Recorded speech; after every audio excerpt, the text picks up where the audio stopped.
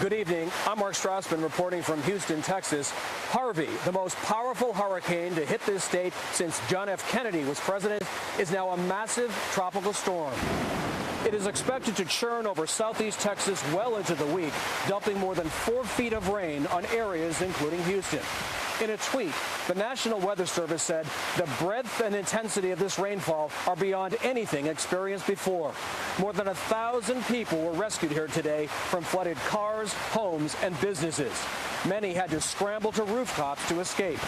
At least 2 people are confirmed dead, but officials fear that number will rise. Harvey made landfall along the Gulf Coast of Texas Friday night as a Category 4 hurricane with a tremendous surge of seawater and winds of 130 miles an hour. The coastal town of Rockport took a direct hit. Homes were blown apart. The monster storm, roughly 600 miles wide, is also unleashing tornadoes, though officials say the biggest threat now is the catastrophic flooding, including here in the nation's 4th largest city.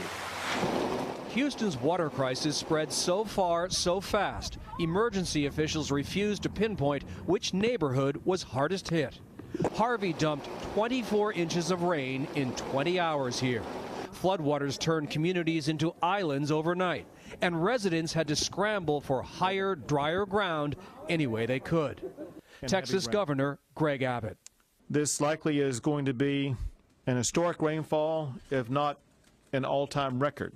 By noon today, emergency boats had made more than 1,000 high-water rescues, including residents at La Vita Bella Assisted Living Facility in Dickinson.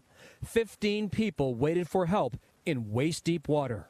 Families in some flooded neighborhoods boated themselves to safety, and neighbors pulled each other out of trouble or tried to. This boat flipped, but the people who tumbled into the water were rescued. In downtown Houston, we watched the driver of this Toyota Tundra try to barrel through a flooded low spot along I-45. Suddenly, the pickup truck started to float in 10 feet of water, and he was in trouble. People urged him to get out, worried he might drown, and he finally swam out. But then he tried to climb back into his truck, he told me later, to save his glasses. I thought it was just a couple feet, you know, and I didn't think it was that deep until it was too late. I couldn't do nothing. The 59-year-old driver said he was too embarrassed by his mistake to give us his name. Houston opened its downtown convention center as a shelter for evacuees. By late afternoon, the first several hundred people had arrived, hoping for food and warmth, like Gillis Leho, who fled rising water in her home. It just was so real. We had to bust a window when they told us that the current was, you know, getting high. We had to bust a window to get out. We're in Port Aransas, Texas right now. They got hit hard by Hurricane Harvey right when it came ashore, now bracing for another hit. Matt Gutman is there. Hey, good morning, George. I'm going to walk you through what is literally a path of destruction. This was an RV park. That storm lifting up these mobile homes, rattling them, gutting them, slamming them back down on top of each other. And in the debris here, we find things like, you know, a family Bible, barbecue sauce, a microwave, all dumped on each other. Now, the mayor of this community says that there is 100% damage here, and some of the things you see here make your brain skip a beat. A boat in the middle of the road, the contents of this house also absolutely gutted, and it's like this up and down for so many of these coastal communities here. There you go. With alarms still blaring, overnight, first responders kicking indoors. It's the desperate dash to rescue those still trapped in Rockport. Harvey slammed into the Texas coast late Friday as a Cat 4, chewing up whole towns. These storm chasers yelping as a mass of debris clips them. And in the light of day, the power of 130-mile-per-hour winds is laid bare, obliterating that entire block. Check out this house, lifted up off its foundation, turned 90 degrees, slammed back down on the ground. But what's most stunning is the scope of it all.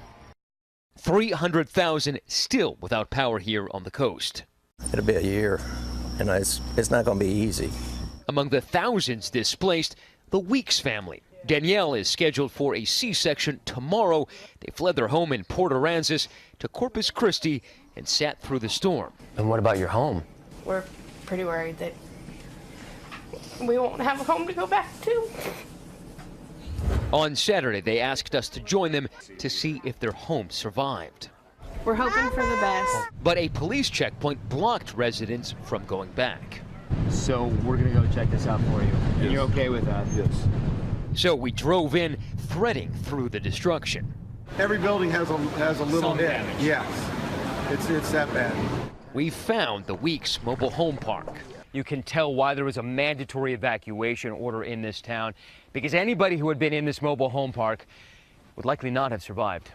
And then we found their home. It was flipped over and gutted. Overnight, as they asked, we showed them what's left. That's the baby's blanket that I was making for her.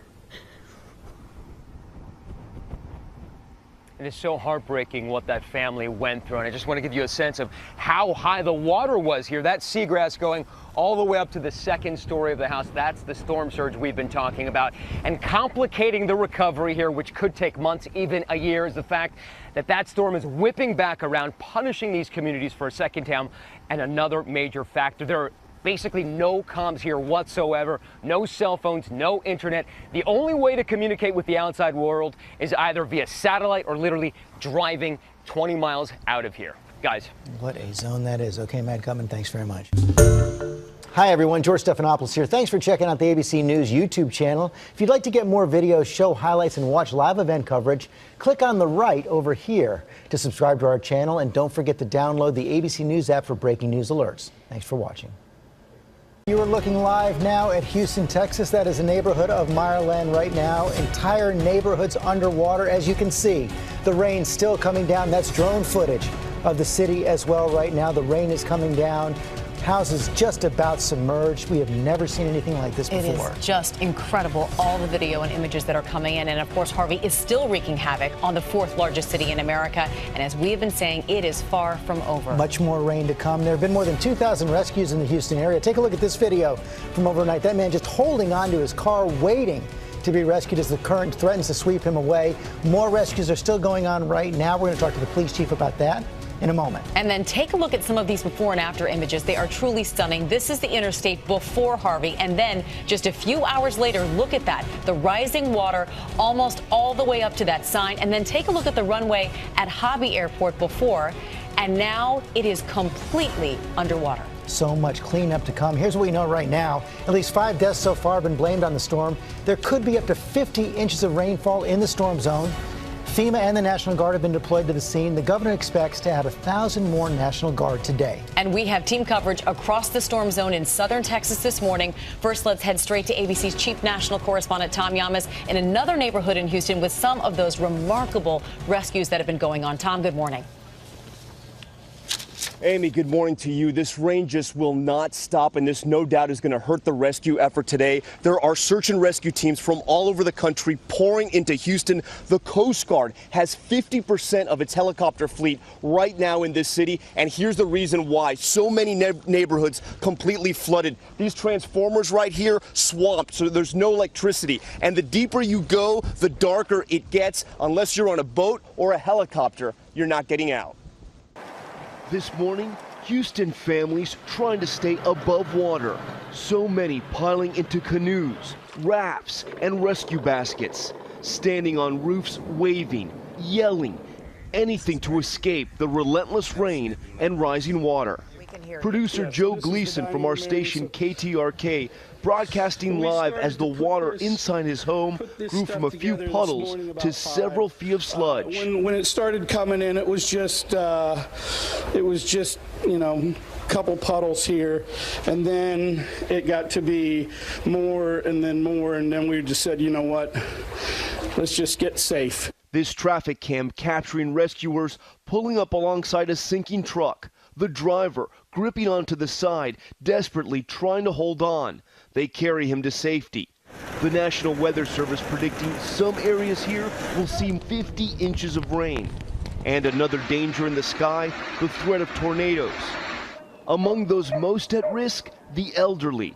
This heartbreaking image of a group of senior citizens trapped in an assisted living facility, the water up to their waist, some in wheelchairs. And this little girl on a ventilator, trapped with no power in a flooded home, sleeping alongside her brothers on a kitchen countertop. There's some older people that really need to get some medical attention, and we're trying to convince them that the best thing is to get them out. That's George Jackson. He and his brother Alex are now part of Houston's Citizen Navy. They showed us how they're taking it upon themselves to rescue neighbors. Some of the areas you can't see if it's a foot or 10 feet. The road in their neighborhood, now canals. Take a look at that car. It's almost completely underwater. And look at these waves as they're coming in. We told them about a woman we heard was trapped. All we had was her name, Yvette, and a possible address. But that's all they needed. There's like multiple dogs and cats. The home completely underwater. There's definitely more than 2 feet of water in this house, maybe almost 3 feet of water. The homeowner emotional at the sign of help. It's our home, and I'm going to start crying and be like an idiot. It's all right. I mean, I see your house. I know, we're fine, like we're okay. We're just really ready to get out. Then Yvette, who had put out her SOS on social media, emerged. Hi, Yvette, Tom Yamas from ABC News. Thank you so much. Both women telling us how quickly the water started building. It came in at 5:30, and before you know it, it's a foot, then it's 2 feet, and it envelops the house like you cannot imagine. Outside, they head for the boats with their dogs, cats, even birds, and meet the men who just saved them all. Oh my God, Jackson Brothers, hello. Thank you so much. How many people have you rescued today? A lot. The Jackson brothers have made more than 30 rescues, saving around 100 people so far, and they tell us they're just getting started. Thank you. The Jackson brothers are some real heroes. All those families got out safely. As for those senior citizens you saw in our story, they were rescued by helicopter. And as for that little girl who was on the ventilator, she also was rescued by helicopter, she and her family. And George, get this, her name is Miracle. Back to you. That is very apt. Tom Yamas, thanks very much.